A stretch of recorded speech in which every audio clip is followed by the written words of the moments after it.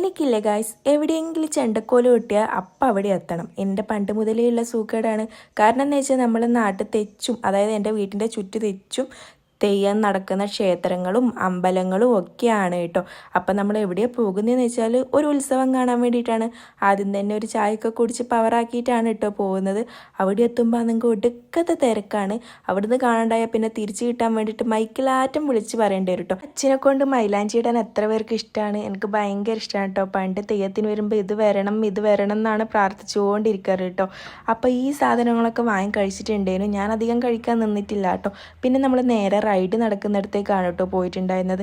നമ്മളാരും ഒന്നിലും കയറിയിട്ടൊന്നുമില്ല, പക്ഷെ ഇത് കാണാൻ വേണ്ടിയിട്ട് കയറിയിട്ടുണ്ടായിരുന്നു. എൻ്റെ ഗായ്സ്, ഞാൻ പേടിച്ച് ചത്തിട്ടാന്നില്ല. ഞാൻ അവിടെയാണ് നിങ്ങൾ അപ്പം ഞാൻ അറ്റാക്ക് വന്ന് ചത്തിട്ടുണ്ടോ. ഇപ്പം സമയം വന്നിട്ട് ഇതാ നിങ്ങൾ ഞാൻ കണ്ടോ 4:15